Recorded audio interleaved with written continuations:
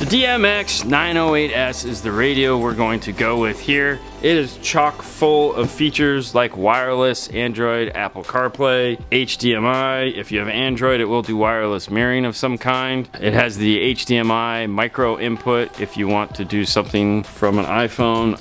There again, it's limited on what it can do because Apple's locking a lot of that down. It is USB-C, short body, and an iData Link compatible radio, which is awesome. Let's get this thing out. Inside the box, it comes with more bubble wrap. You guys will have just lots of fun. If you have kids, hand it off to them. There's nothing in this particular piece of bubble wrap. The microphone for wireless talking. There is a USB-C to regular USB adapter. The fine thread screws that we're gonna need to screw this in. The USB-C extension, the main harness, the GPS antenna, and a trim bracket that you're not gonna need for 99% of your installs. A owner's manual, and the radio itself.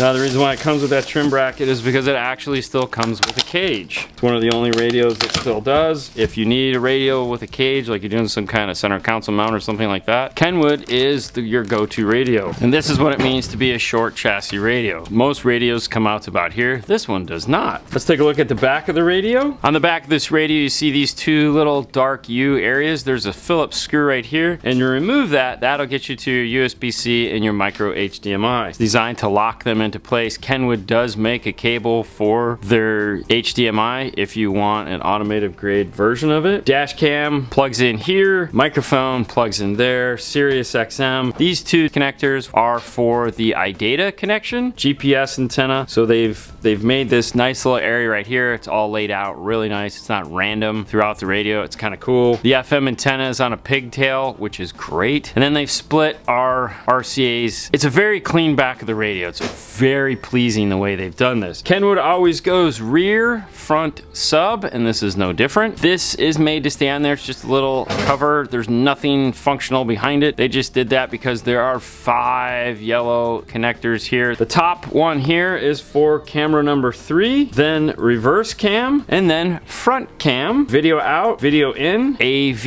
in. AV in can be used for a bunch of different things. You can do a 4th camera through AV input, or you can just run anything AV into this. 15 amp fuse, and then the plug plugs in here. The fan and heatsink are all off to the side, which is nice as opposed to in the middle where they've always put them in the past. On the front, it looks like pretty much every Kenwood that has come out in the last a long time. Volume up and down, mute, home button, menu, source feature, and then camera button. And some of these are multi-function buttons. But look how shallow that is. That's a good and a bad thing. The good thing is well, it's shorts. It's gonna make it go into the dash. The bad thing is a lot of these dash kits are made for longer radios. And when you put them in, you're not gonna get all the screw provisions that you're used to. You're only gonna get this front set here. Sometimes that can make it difficult lining the radio up because in the past you'd line these 2 screws up and you'd know your radio was straight. With only top and bottom, you really have to pay attention to the front so you don't get the radio crooked or misaligned or something like that. The one other setback with doing a radio like this that has this spacer underneath it is that the screws that the radio comes with, these fine threads are typically not going to be long enough to go through both of these pieces of plastic. For that, we actually stock a longer screw. These are M5 screws. Knowing we run into this a lot of times, we have these specifically for this. On these short chassis, I like to get at least 2 screws in, either the 2 tops or the 2 bottoms in similar areas. Don't tighten them up yet, just kind of get them in place. And then I can start to manipulate the front. The other thing too is like when you set it down like this, on a double din you can set it in it. So now if you want to do that, you do need a spacer of some kind to go underneath it to give it that height so that you can kind of work and get the kit all straightened out. Check your gapping. Once you get it all nice and straight, tighten up all the screws. Tightening up the screws though can twist because it's plastic. It's kind of annoying. So even once you get them tight, do a second spot check just to make sure that everything is lined up and looking sexy. Radio replacement is becoming not as popular as it used to be. There's a lot of cars that have big dashes with, there's no way you're putting a radio in it. But for the cars that you can still put a radio in, and this goes out to all you installers out there, take the time to make sure these things are straight in the dash. It's very important. After all, this is the one thing that that they're going to look at, they being your customers, are going to look at every day of the week. If it looks like crap, they're going to assume the rest of the installation is also crap. The GPS antenna we talked about, we can put that up in that top dash area. It has some double-sided tape on the back of it that'll easily stick right up in there. We took the A-pillar off the car so that we could run the microphone. This will go up by the mirror. There's a little piece of tape on the back of it here. I like to add a second little piece of tape so that I can lock my wire into place. And then that USB-C cable, remove the Phillips screw, goes on the inside. Make sure that it's snug and tight. You can know it's snug and tight because when you put this metal piece back on, it will go back on. There's little teeth that go into holes to hold it in place. And that's the radio. Put my USB-C to regular USB back in the box.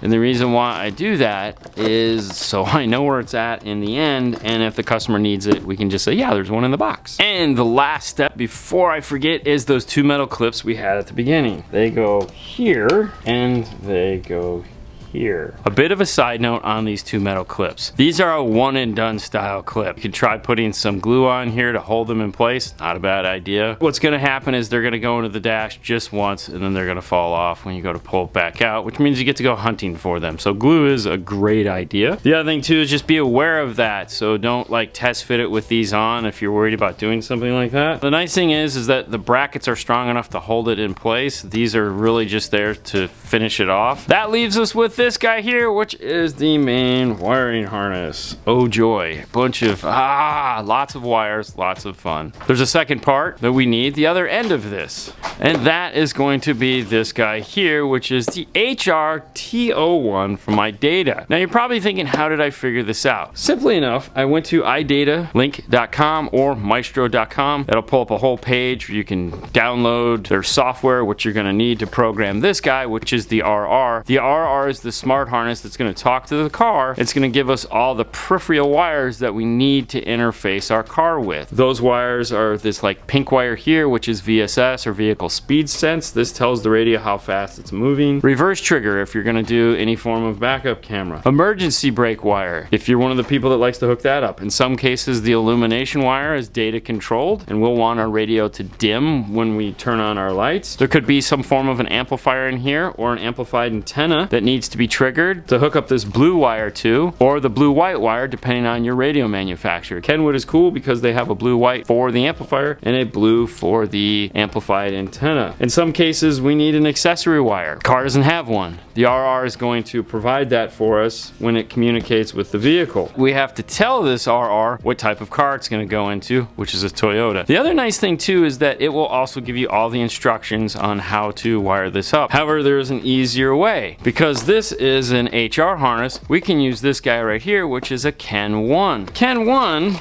is this, and what this is the radio harness here, this one connected to an iData harness. Pull this wire out. We'll set aside all the peripheral harnesses for now, because what we want to get to is this end here. These little guys are what plugs into the RR, and this guy here, this big plug, plugs into this harness like this, and then this plugs into our radio, and we're essentially done. Flash the module, plug this all in, figure out what our peripheral harnesses are, and we're all set. We don't even have to worry about soldering this thing or nothing. How cool is that? It streamlines this installation a ton, and that's how we're going to do it today. The only thing we need to do is program our RR2, this guy. Now, inside the box for the RR2 is a small bag. Now, if you've opened them before, it had a whole bunch of stuff. We always just throw that away. They stopped doing that to try to conserve. Now we have 4 wires that are in there. The USB to program it. If you're going to be using this as a standalone radio, meaning it's not iData compatible and you're just going to be using this as a generic smart harness, you will need to be able to control the steering wheel wire, the blue-yellow, because they will not be connected via data. And then you have these two harnesses here. The one that has dual 4-pin connectors on it is the data to data harness. This is what you use if you're using an iData compatible radio, and this will talk to the radio and give you all the features into it, your tire pressure, your steering wheel controls, and all the back end things that a factory radio would have are all done through this data to data port. Plugs into the little 4-pin here on the side. And then the last wiring harness is a communication 3-pin on one end and aux on the other. When you're doing doing the installation, in the manual for it, it will tell you if you need one or both of these. It depends. Some you will, some you won't. That plugs into the brain right here. And these correspond to these two inputs here on the back of the radio. That aux jack plugs into this hole, and the 4-pin plugs into that hole. The peripheral harnesses that we have over here on the side, the first one up is this RCA looking thing. If this had a JBL system in it and we were retaining the JBL amplifier, we'd be using this. Next up is a OBD2 connection. Some Toyotas need this, some don't. It will tell us in the instruction manual. The premium audio plug, if this is JBL, we would need this. This would plug into the standard style Toyota adapter here and give us the premium input. We don't have that. Next are these two guys here. This yellow end denotes backup camera. The backup camera is not in the radio, therefore we know we're not going to need these. And the last two here with these white ends are communication. We are going to need one of these. The easiest way to do this is to just go look in the car. However, they do have these little flag tags on them that say C and B, which in the instructions will tell us which one we actually need. But I still like to just go into the car, plug it in real quick and find out, which I'm gonna do real fast. It's the small one. The small one is going to come over into this, and there's a 10-pin connector just like that. In this harness is a output for remote turn on. That camera plug would go here, so there are some extra wirings on here. One of the really nice things that forms out into this here, this beautiful Y. So we plug this in, this goes to the radio, and then this goes off to the RR. And this is so that it makes it easier to handle in tight dashes. We could spread these things out a lot, which is cool. That's the theory behind this. It's gonna make our jobs a little quicker. We don't have to spend a lot of time on making this harness different, but we do have to flash it. Let's head over to the laptop, take a look at that process real quick.